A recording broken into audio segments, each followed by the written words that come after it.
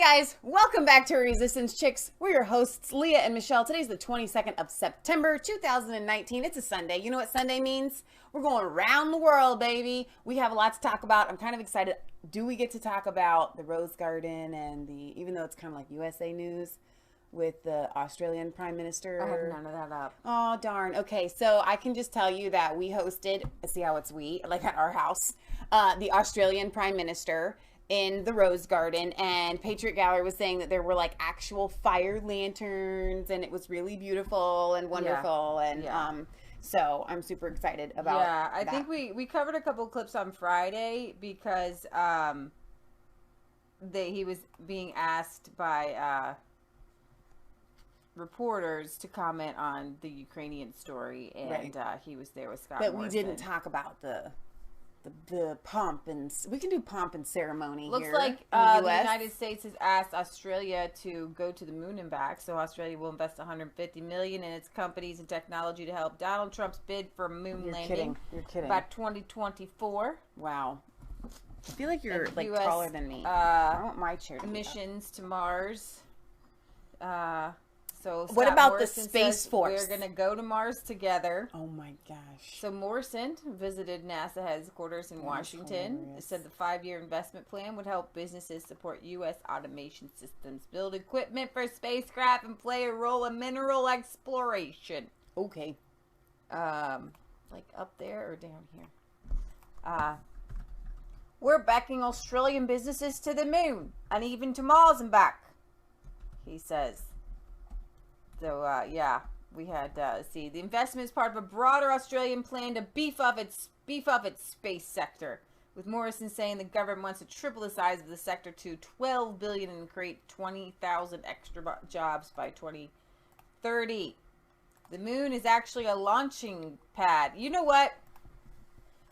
So I'm going to show them some pictures here if I can get these to get big for me of the actual beautiful. Okay. See how pretty? Keep going. Yeah, there was actually some more. There was like There's and lanterns. Like that's what Patriot Gallery was talking about right here. It was really pretty. How beautiful. I didn't mean to do that. There's a video. We don't want the video. Well, it might be pretty. I just want to talk to you people for a second about using Mars as some sort of launching craft for using the moon as a launch craft for Mars. Okay. I don't believe that this is a good idea because if you mess it up, like the moon, if you mess up the moon, then we all die because like it controls the tides and washes the oceans, and it's not gonna work. Listen, so please, I just have a fear that we're gonna go to the moon, and we're gonna like pollute it. I know, right? We're gonna make a mess of it. But here's the thing, because we're already we're already polluting outer space. They're already like launching like trash. Like we need light, right, from the moon too. Like it reflects, the light from the sun reflects off the moon. So if you got a lot of people on there, you're gonna have like the man in the moon, and then you're gonna see him have like a couple eyeballs. You know what I mean? Like you're gonna black things out. You're gonna too much. Please don't go to the moon. Please, like if you're gonna go, hop on and then hop back off, but recognize that like it's a dainty object up there in space, and please don't mess with it. I'm afraid they're gonna knock it out of orbit or do something. I'm in agreement with you. All right. Speaking of being in agreement, let's go straight to our top story here, where Reese Moggs, whatever. No, you didn't let me finish my sentence. Okay. Like we were going to do like a apostrophe Plural. S. I could have. Okay. You didn't let me try. I'm sorry. Reese Moggs' recent statements on Nigel Farage. Yeah. And the Brexit party. Now his sister, Anastasia, Isn't it just Anastasia? No, it's not. Anastasia. I don't know. It's just Annie. Can we call her Annie? That's nice. Annie Reese Moggs. Jacob and Annie. That goes better. Yeah. That makes more sense. So, so his sister's in the Brexit party with Nigel. Right. And Reese... She's a representative. Reese Mogg appreciates the Brexit party, but he had some strong words today. In the past, so I have this is one article here from the 19th. that says Jacob Rees-Mogg has lavish praise on Nigel Farage and claimed Brexiteers owe him a great debt. The leading Tory Eurosceptic offered an olive branch to Mr. Farage just days after Number 10 dismissed his offer of an electoral pact and branded him not a fit and proper person. That's what Boris said, and he's, Mr. My hair's totally crazy. Yeah, right. Love his hair. Rees-Mogg told a Telegraph Live event in central London last night, so the 18th, that Brexiteers owe him a great debt for his long-standing campaign against the EU.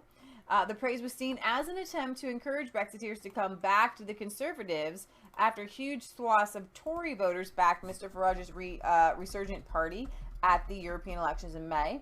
But firing an early election campaign salvo, the cabinet minister urged Brexiteers to think carefully before voting for the Brexit party. So here's some shots fired a little bit. So each person's trying to, rein each other in, and he said a vote for the Brexit party in the looming election is a vote effectively for Jeremy Corbyn. So that's what Rees-Mogg says. A leading Brexiteer also offered an olive branch to Mr. Farage just days after Number 10 dismissed his offer of an electoral pact and branded him not a fit and proper person. Mr. Rees-Mogg told the Telegraph, let's see, Are you repeating yourself? I don't know. No, there's more. No, they're repeating themselves. Let's see. He goes, Rees-Mogg says, what do the Brexit party want? The thing and that is Brexit. One thing is that is Brexit. We now have a Conservative leader who shares their attachment to their importance of that one issue. I absolutely know Conservative activists that voted for the Brexit party in swaths in the May election. 72% of Conservative voters voted for the Brexit party. Why? Because they felt let down and we hadn't delivered Brexit. I absolutely know Conservative activists who voted for Brexit party. So he says we must deliver Brexit. At the same time, Rees-Mogg said the Prime Minister is close to offering the expelled Tory Remainer rebels back into the party. He suggested they would be let back in if they vote for the government's Queen's speech next month. The PM withdrew the Tory whip from 21 rebels when they backed the Bean Bill to delay Brexit beyond October 31st if a deal hasn't passed. So Rees-Mogg says it is human to err, it is divine to forgive, and the Prime Minister is very close to being divine, I think. We'll see. Okay. Sam Gimna has since joined the Lib Dems, but Rees-Mogg said there was a way for back for the other 20, which include Sir Winston Churchill's grandson, Sir Nicholas Stamos, and 2 former chancellors. Asked if they would be offered a way back to the party, Rees-Mogg told the Telegraph event last night. And so, So anyways, so here you have this going on. Nigel Farage says, and I love the picture Michelle put together. I cartoonized it, actually, and put Boris and the Queen on it, too. But Mr. Farage has sent a Brexit party warning to Rees-Mogg, urging him to keep pressure on the Prime Minister to form an electoral pact with the Brexit party. Brexit Party leader Nigel Farage warned the House of Commons leader Rees-Mogg his optimism Brexit will happen on the 31st was premature. He said that Rees-Mogg's claim a vote for the Brexit Party would be a vote ultimately for Jeremy Corbyn was nonsense. His remarks came after Rees-Mogg. I told you, you have Rees-Mogg saying, "Hey, if you..." And here's the thing: the elections haven't even been put forward yet. Right. So nobody's really set in stone. I think that everybody's kind of playing their hands, playing up the builders. They're seeing where everybody's at right now. You know what I mean? And Nigel is he's doing a really good job by kind of walking this line here, I think, where he's got to play nice and be nice to Boris, even though Boris is being boorish. And Rees-Mogg is trying to walk that line as well. I mean, he is the effectively the second guy to Boris, so he's got to walk this fine line as well between Nigel and Boris. So you can see how this is going to play out. But Nigel's not going anywhere. Mr. Farage insisted a pact with the Brexit party is the best solution to the Tories' problem. It is, and I think that what is happening is they're, like you said they were playing their hand. That's not what you meant. That's laying it all out there. I think what you mean is they're just kind of testing the waters, kind of see what's going on. And I think everybody's playing it safe. And when it really boils down to it in the end, I believe that if it takes a pact with the Brexit party, which it's going to, that's what Boris will do. Nigel says, I know Rees-Mogg would like me to simply rejoin his party, but I could never do this if the government of which he is a member pursues the withdrawal agreement. Over the years, I've heard it said countless times by political commentators and MPs that the UKIP or Brexit party Fox has been shot. I want to caution people like Rees-Mogg from making the same mistake. The Brexit party is not going to just disappear because the Tories want it to do so. Now, remember, you have to understand, there are so many areas that voted Leave that are hard labor, and they're never going to vote for a Tory. Right. But they will vote Brexit. Exactly. And so what's very interesting here is Rees-Mogg has the ability to actually bring in more to the Tory party.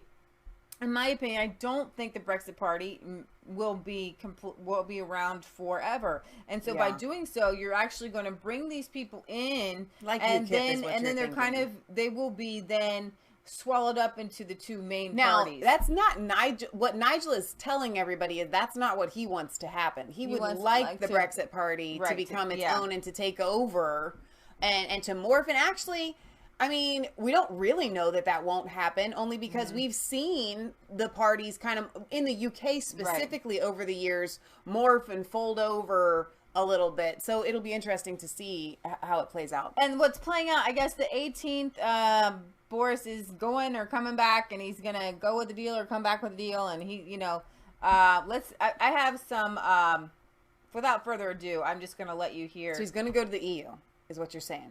And he's either going to come back with a deal or he's not.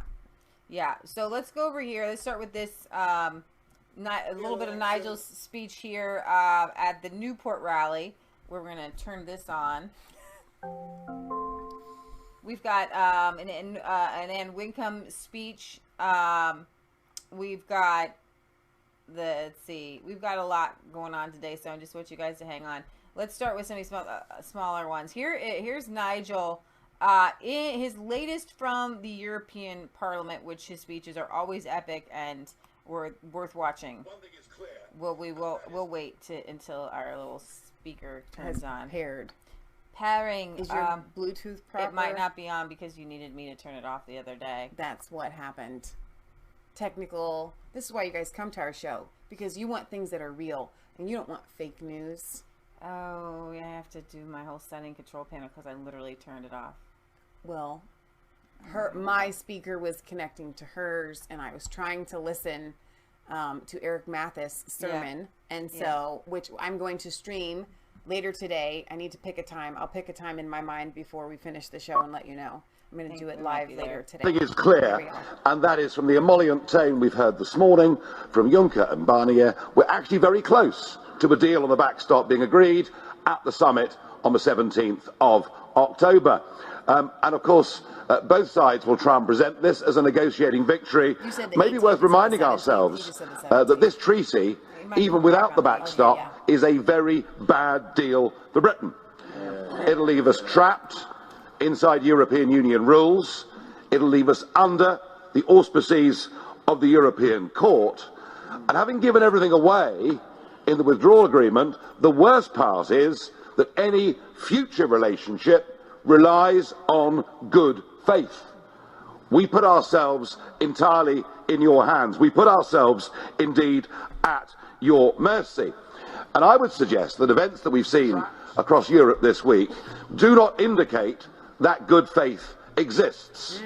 I'm, of course, referring to the pipsqueak Prime Minister of Luxembourg, who set out to ritually humiliate a British Prime Minister in the most astonishing way, only to be greeted like a hero by President Macron at the Elysee Palace yesterday. And it's very clear to me that keeping us trapped inside this was the objective of Barnier's from the start, to keep us inside, and you said it this morning, to keep us inside the customs union. And we've seen from other speakers today, the fear is that the UK breaks out of the customs union, breaks out of single market rules, and we become more competitive, and we become much wealthier outside the European Union than within it. Mr. Verhofstadt, we want no part of your European empire. The only way forward now to deliver on the referendum is for a clean break Brexit. Once we've done that, we'll have a grown-up conversation about trade and about the way forward. Thank you. He's spot on. They're just afraid. They're just afraid that the UK is actually, and that's like what they accuse you of is what they're guilty of. So what they're afraid of is that actually Nigel is right, and that the Brexit will be awesome, and it will really kind of take the power away from the EU. They're not, listen, the EU does not care about the UK. Right. They're not like, oh, we want to keep you in because it'll be better for you. No, it's all about money. Can I just say that Lord Adonis is a dishonest, disconnected, twisting little weasel, and if that's what the House of Lords is all about, the next big change is to have a referendum to sack the lot of them. He is being entirely dishonest, disingenuous. He doesn't accept the result. He is part of the global elite, clearly in the pockets of the big multinational businesses. He treats ordinary working men and women in Britain with total and utter contempt, and all I can say is thank God for the common sense of ordinary people who can see straight through him. So, that was talking about the House of Lords there. And let's see, here's another one. Are you about to get a Brexit stitch-up? Nigel Farage reveals why the EU does not want the UK to leave. We are inches away. And this is one of the new Brexit Party little TV shows that they started. Right. So this guy is an MEP. Yeah. A member of the European Parliament, a representative of the Brexit Party. Yeah, exactly. And I love these little vignettes that they're putting From out. an agreement being struck on the night of the 17th, 18th of October in Brussels at the next European Summit, where Boris comes back from Brussels with an agreement on the backstop, and he stands at an airport somewhere and waves a piece of paper and says we've got a great deal, and tries to push it through Parliament. And my speech today was to try to say to people, look, all this focus, all this attention on the backstop, actually, take the backstop out, it's still the worst deal in history. Take the backstop out, and here's the real problem. The real problem is that any future relationship is based on their goodwill. Absolutely. We are completely in their hands, and Barnier let the cat out of the bag. Because he said, when he talked about the political declaration and the way forward, if this was passed, that I hope and believe it will be based on the customs union. Yes. And it's been my view, and I went to meet him a couple of years ago, and we're going to get a witness report, I know, here on Brexit from somebody who met him yesterday. But my view, after that first meeting with Barnier 2 years ago, was he had one intention, and that was to keep us inside the single market. So on YouTube, Robert Goddard says the European Union takeover is the UK's defense and intelligence capabilities by stealth. Can't share the link, but it's on YouTube. Stuart the Brit says if you check how many companies are setting up and resettling into Britain and all the new money coming into this country, it's bloody huge and increasing. Let's see, there was one from Britt Baza. Michelle, the EU doesn't care one jot about the UK. The reason why is throughout history we've been at war with all of them and won. They hate us. That's right. All of you very strongly opinionated people from the UK. Well, here's another strong opinion. Clean Brexit only. Proper Brexit. You know, we've got Labour Party, Liberal Democrats, many others doing their utmost to stop Brexit, using every technique they can to overturn the referendum of 3.5 years ago. A Conservative Party, new leader, Boris Johnson, who says he's going to deliver Brexit, but it seems now he wants to reheat Mrs May's deal that failed 3 times in Parliament and had very little support in the country. You know, and if we leave with a new European treaty that is Brexit in name only, that would be a complete sellout and betrayal. What we're saying is simple. We need to leave on the 31st of October with a clean break. You talk about a clean break. In the run-up to the referendum, you talked a lot about Norway. You described them as rich, self-governing, happy. It's okay for you to change your mind on these things, but how can you be sure that Leave voters have also changed their mind? No, I said Norway can catch their own fish. Under this withdrawal agreement. You also said they were rich, happy and self-governing. Yeah, and they were, absolutely, and in a far better place than we are. So could we be with a Norway-style Brexit? No, because this is not that. This is far worse than that. We are paying £39 billion to leave the European Union in name only, to still be governed by all their laws, to have no say over how those laws are made. Would you accept a Norway-style Brexit now? No, of course not. I said in the referendum, if you remember in the last couple of weeks, no deal is better than a bad deal, right? I want to leave with a good deal. What's being offered is a bad deal. Therefore, let's leave with a clean break Brexit. Let's go. I think we're all sick to death of this going on. All these shenanigans in Parliament, our country being reduced to a laughingstock on the world stage. Let's leave with a clean break. And you know what? We can then get on with the rest of our lives. People might say you're a bit of a one-issue party. What else do you have to offer people of the Northwest? This is the biggest defining issue in this country for hundreds of years. Are we anything else to offer? Are we to be? We have pioneered the idea of infrastructure spending over the north of England. We can cut the foreign aid budget by half, get rid of ludicrous projects like HS2, not give 39 billion to the European Union. We've argued to stop charging 6% interest on student loans. We've put lots of ideas on the table, and we'll do more of that as the next general election approaches. But getting our country free, not being governed from Brussels, that matters right now more than anything. Worth Look says, what a stupid interviewer. I agree. I really can't stand her. Stricky Bacon says, if we leave on October 31st, I will party for 24 hours. Nom Nom says, I personally cannot wait for all your American snack imports to the UK. Pregnancy cravings for tasty things. I also loved corn dogs when I was over in the States. I'm really surprised about the corn dog thing.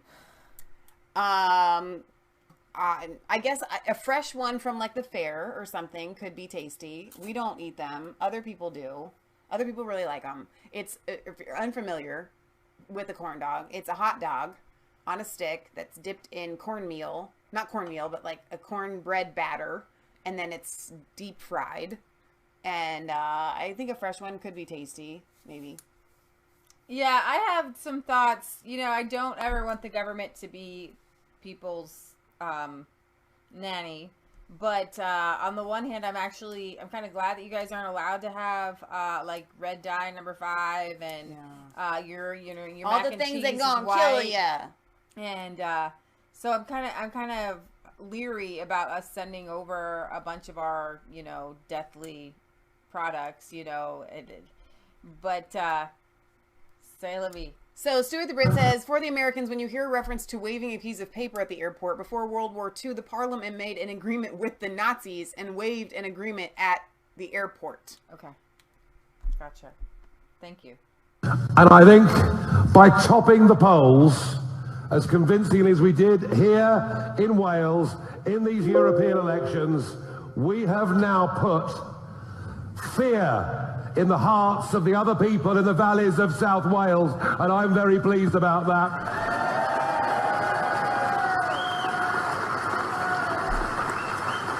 Never before has a brand new political movement, in the space of less than 6 weeks, gone from nothing to winning. We won across the country, but we won here in Wales absolutely convincingly. And I can't really think of a part of the United Kingdom that is now less represented than Wales. There are 40 members of Parliament that Wales sends to Westminster. 39 of them have either voted to stop us leaving on the 31st of October with a clean break Brexit, or voted for Mrs. May's dreadful new European treaty. Only one out of 40 MPs in Wales, David Jones, have stood up for what the people of Wales voted for so clearly, so decisively. 75% of Welsh councils voted to leave, and just one MP has been prepared to stand up. Wow. Talk Just about one. representative democracy. Yeah. And that one MP who's had the guts to stand up for you is retiring at the next general election. So you might think you've got nobody to stand up for you. You might think you've got nobody to vote for. Well, with me today on the stage are the men and women who will stand for the Brexit Party at the next general election. Give them a hand. This is the also very exciting to see this political birth here. Yeah. It's amazing. And they're going to be needed. Because, of course, most of these seats, particularly in the South, have been held by the Labour Party for 100 years or more. Indeed, in many ways, South Wales was the birth of the Labour Party. But it's a very, very different Labour Party today than the one that for much of that period has represented the voters in South Wales. It is now a party of Islington and not Isloin. It doesn't represent you. And the complete contempt with which they treat now the Labour Party Leave voters is astonishing. You know, the North London intelligentsia that run Labour, the Sakir Starmer types, the Emily Thornberrys. I know James talked about it, but it's worth running through again, isn't it, really? Did you see Emily Thornberry on Question Time the other week? Poor old Richard had to sit next to her for an hour. I mean, it must have been agony. And there she was, espousing her view as to what the Labour Party should do. Win the election, go to Brussels, renegotiate a new deal, put it to the people in a referendum, and then vote against it. I mean, you couldn't make this stuff up, could you? And Corbyn himself, who this week has confirmed that the second referendum would be a choice of Remain or a New Deal based on membership of a customs union and a single market. Corbyn wants to offer you the choice of Remain versus Remain. Can you think of a bigger insult? And can you imagine the way that so many of your MPs have behaved in Westminster, the shenanigans we've seen over the course of the last few weeks, aided and abetted by that ghastly little man called Burko. Where's my Burko? But they literally have set out to subvert the democratic process. Who would have thought that in all the countries of the world, the one that was known as the Mother of Parliament should have behaved the way that it's done? One of these for whoever's and you see them on the television, they look so smug, complacent. So we could listen to this speech all day long, and you can. This is Nigel Farage at the Brexit rally in Newport. So I'm told by Britt Baza that Islington is a North London borough. So when he says, it's kind of like saying the politicians in D.C., they're not representing you where you're at. Exactly. Stuart the Brit says, for the Americans, again, the Welsh are a different tribe than the English. They are mostly Celtic, so historically we don't get on that much. Worthlook says that Nigel's still his favorite speaker. I could not agree more. He's mine as well.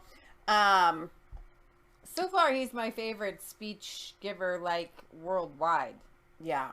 Okay, so when we went to get our cell phones, and the girl that was helping us was telling me about Instagram and how cool it was and how we should be on it. And I'm literally going like, I don't know, sister. Like, I really don't want to do Instagram. To me, it seems like it's a place for narcissists. And she's just saying, no, it's the coolest place ever. So now we are on there pretending to be narcissists, which is actually not in our... We haven't even tried to pretend yet. Yeah, well, I've been trying. Actually, I posted some stuff today. I took a picture with Nigel in my mug with Nigel, letting everybody know we were going live. So I'm trying to do the whole Instagram thing, so you can find us. The duck face. I did not do the duck angle face. I think it might have been from a high angle, but that was just to cover up the wrinkles on my face to kind of get a different angle there for those. I'm not above the high angle there. But anyway, she goes, "Who's your favorite person, like in the whole world?" And I was like, "Well, Nigel Farage." And she was like, "I don't know who that is."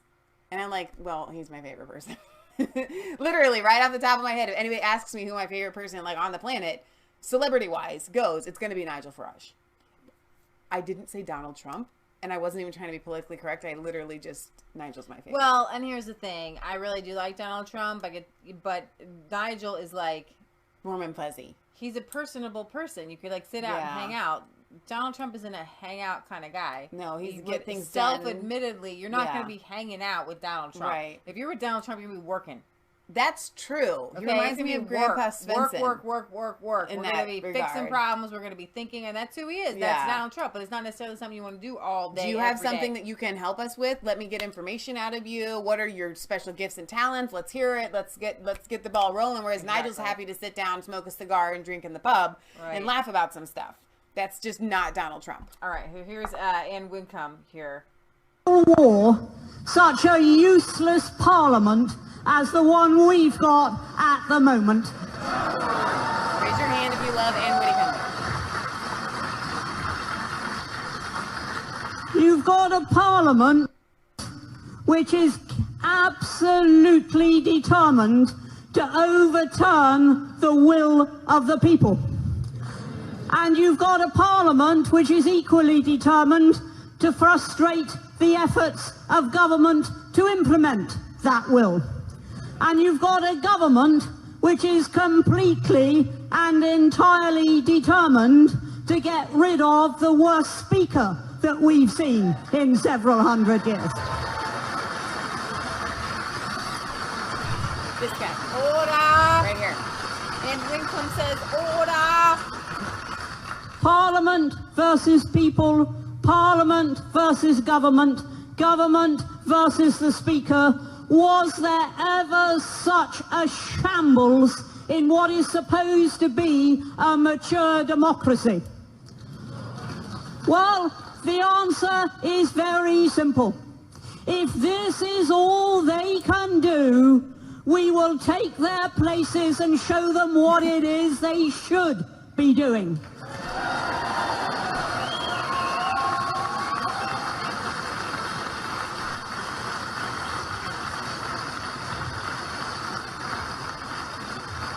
And that is why we've got enough prospective candidates to contest, if necessary, every single seat at Westminster. Every single seat. That is what we are ready for.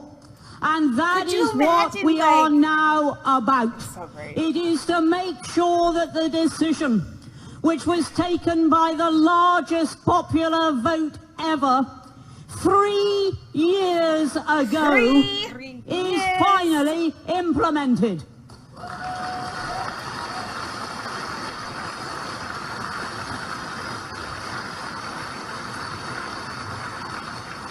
But the nation voted to leave. It didn't vote to stand there with one leg in and one leg out of Europe, which is what will happen if we have the agreement number 4. The May Agreement 4. You remember the first 3? The first was presented, it was refused. The second was presented, but it was no different from the first, and that was refused. And then the third was presented, absolutely no different, but with an accompanying declaration, and that was refused. Oh my gosh. I'm going to actually continue here, but I want to point out something that great speakers have the ability to do. Great speakers have the ability to memorize all of their points and deliver them. She's not, even if she's got some sort of paper or teleprompter, I don't even know what she does. It's all in her head. Because it's in her heart, too. Her heart. Sorry, I stole your punchline. Yeah, that was where I was helping. It was helping. It was helpful. It's all in her. It's in her head because it's coming out. Okay, so before you continue, let me get to a couple of comments here. Leslie O'Connor on Facebook Live says Anne is ex-Labor, and he's laughing about it because it's so beautiful to see her like that. So Stuart the Bit says Anne always sounds like the worst math teacher. I love to listen to her, but obviously we never had any British math teachers that I can think of. So Streaky Bacon says the hated Burkow. Stuart the Brit says, I watched an old Resistance Chicks from a couple of years ago when Michelle first met Nigel Farage. I didn't actually meet him, but I think he means when we all came to the, and I did call him on the phone, talked to him on the phone twice so far. Quite funny after these years of Farage worship. Yes, we worship the Lord, but I think that on a lesser worldly scale, you could say, yes, we think he's awesome and fantastic. So let's say Britt Baza says, all I can say is it's a good job that Burkow lives in Westminster Palace. Otherwise, he would get a kicking on the tube on the way to work. That just means like the underground transportation there. So And now Boris is seriously thinking that we're going to be fooled if he brings back a souped-up version of the May deal. That is not leaving. That... Stuart the Brit says she's also a devout Christian. That is merely moving from full imprisonment to house arrest. That's a really good analogy. Really, really good analogy. I love her. We didn't vote for house arrest. We didn't vote to be told by the EU what we are and are not allowed to do. That vote was for one thing. It was for freedom. Freedom! William Wallace would be proud, Anne. Very proud. It was so that we could live in an independent country, a country which can control its own borders, make its own laws, repeal those laws when it wants to have her accent. make its own trade deal, be governed by a democratically elected government of its own choosing. That was what we voted for in May 2016, and nothing less than that will constitute leaving.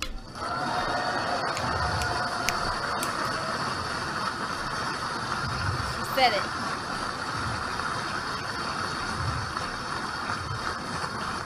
I'm tired of being told that we didn't vote to leave without a deal.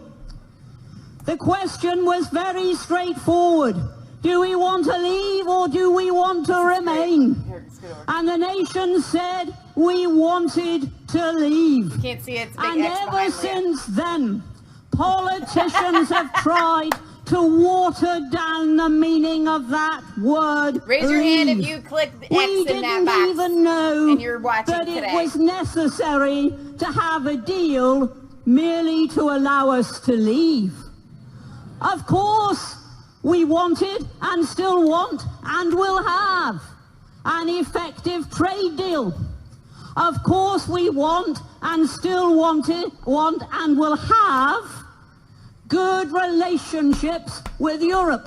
Duh. They will forever be our neighbours.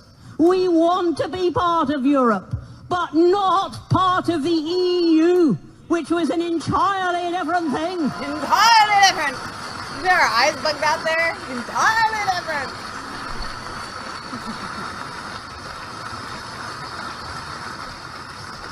And we knew that we would have deals to cope with all of that. But we did not believe for one moment when we voted with our crosses to leave that having a deal meant seeking their permission to leave. We are just going to go.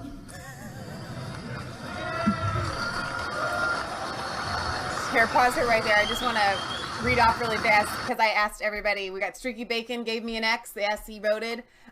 We know Britt Baza did. Stefan says I did. Robert Goddard gives lots of X's. Abominable Snowman says hello. I voted to leave. X. Stuart the Brit says yes. Let's see. Storm Bear gives us an X. Hilton says so did I. Snowman, as you know. Leslie O'Connor on Facebook Live gives us an X. I know Worth a Look did, even though he didn't, you didn't say that you did. So we have so many people here watching our show right now. Imagine, I mean, we're here in Cincinnati, Ohio, and you guys are watching us. The entire country wants to go. Go back to Ann. I'm also getting tired of being told how no deal is going to be a disaster. We are being told this by the same people who told us that if we so much as dared to vote leave, there would be an immediate recession. There would be a complete collapse in the jobs market. There was going to be doom, gloom, and Armageddon everywhere we looked. Pure chaos. And what has happened since then? Unemployment has reached a record low. We are doing extremely well, despite the fact that we dared to defy people who think they know better and voted to leave. So don't listen when they tell you it's all going to be a disaster. Look at the more quiet pronouncements. The governor of the Bank of England said months ago, not yesterday, months ago, that then 90% of British businesses were already fully prepared. The head of the port of Calais, and the French aren't known for giving us much encouragement, You know, she's a comedian too, right? says it is a nonsense to suppose that there will be chaos in his port or our ports the next day. Stefan says, go on, We Anne, you're all awesome. know that what we are being subjected to is Project Fear the Second. And I am also tired about hearing that any small, and there may be a few small bumps, that any small disruption to our comfort or to the predictability of our lives, that somehow is worth sacrificing the independence of the realm. Pause right there, though, because I want to reiterate what she just said with a comment from Baker Mom here. She says, don't forget that there will be lots of venereal diseases and no sandwiches. Now, for those of you that are unaware of Project Fear that has gone on in the UK, threatening all of these people of all the bad things that are going to happen to them if they leave the EU, she just says, as if within this Project Fear, all of these things like no sandwiches and venereal diseases, which I could kind of go with the venereal diseases if it was true, are worth, you have to, be able to get your sandwiches. I mean, worth not leaving the European Union. It's a really tough, it's not a tough call. It's not, even if their Project Fear was right, none of the things that they were proposing, even if true, are worth sacrificing the independence of the United Kingdom. That's what she just said there. Terry says, if you leave the EU, all your dogs will die and your chickens will not lay eggs. Sounds like a curse upon you. That's what they're trying to put, a curse upon you people. Yeah. So, Boris, as far as WA4, as it's known, is concerned, withdrawal the agreement, answer the fourth time, from this hall and from everybody who voted leave, yes, and now from a lot of people who voted remain as well, is very straightforward. It is no. And if you try to foist that on us, then when you finally manage to obtain a general election and you present yourself as the future Prime Minister, the answer will also be no. No! The whole crowd. No! It's such a threatening force that they have, in a good way. If Boris doesn't give them if on the other hand, Boris, you have the courage somehow to manage, and I know it's difficult with the Parliament we've got, but if you have the courage to manage to leave with a clean break so that we are negotiating in future from a position of strength and independence and as an equal rather than as some sort of vassal state, if you achieve that, Boris, then we will do our level best to make sure that you are in a position to go on achieving that. And we will give you all the help we can. But that is what you must do, Boris. You must not semi-leave, not stand there half in, half out, not be tugging your forelock to the likes of Juncker. What you have to do, Boris, is something terribly simple. It's one word. It was the word on the ballot paper 3 years ago. You have to leave. And if you don't make sure that Britain leaves, we will make sure that this Parliament leaves. Woo! Now that is a mic drop right there. Seriously, that was one of the best speeches I've ever seen. If you're just joining us or you're unfamiliar with what's going on in the UK, okay, this is the most intense political thing that I think has ever happened. we've been talking about it since we, I still don't have my Nigel mug, it's over there. Since we, like Stuart the Brit talked about, covered Nigel for the very first time and obviously fawned over him and fell in love. We have been saying for years, Nigel for PM, Nigel for PM. Now, every time this gets brought up to Nigel, he says no, he scoffs at it. He genuinely does not want to be prime minister. Right. Okay. So what Nigel has literally done, because this has become such a shambles and a joke, is he has gathered his troops because he knows they're there. And he has all hundreds and hundreds and hundreds of representatives ready that if on the October 31st, if they leave with a deal and not a clean break, if they have 1 foot in the European Union and 1 foot in the UK, then at the next general election, Brexit will sweep all of Parliament. I mean, you guys don't understand in the UK, not the people in the UK. I mean, anybody outside the UK doesn't understand what goes on in that Parliament. How many different parties and different people and opinions and what do I want to call it? We have in the here. What's the word? When they've been there for years and they're always the establishment. All these establishment people gone. These Brexit Party representatives are shop owners. They're business owners. They're blue collared workers. I want to see it happen. And that pits Nigel as in a general election. You do understand this. If they pit the Brexit Party against the Tory Party and in effect Labour, it's Nigel as PM against Jeremy Corbyn and Boris Johnson possibility as PM. The nation is going to choose Nigel. The Brexit Party is going to sweep because, as she pointed out, it's not just the people that voted leave. The Remainers that voted remain are like, listen, I don't want a bad deal either. I want us to be in the European Union, but I don't want us to be giving them billions of dollars for them to have complete control over our lives. I'm not stupid. Right? So, I mean, this is a most very exciting time. I hope you guys enjoyed that. I'm glad that you guys were able to be here with us today. Thank you for joining us for our European and UK news. As always, we go live every Friday at 6 p.m. Eastern Standard Time and every Sunday at 1 p.m. roughly Eastern Standard Time. Like today we were late, but fashionably so. If you want to send us your letters, you can. P.O. Box 107, Milford, Ohio 45150. If you do send us letters, we will read them on air. So, unless otherwise noted.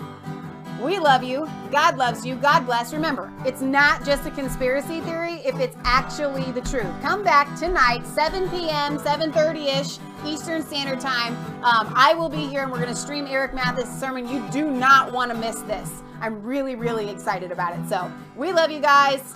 We love you. God loves you. Thanks for being here, guys. Happy Sunday. Happy Sunday.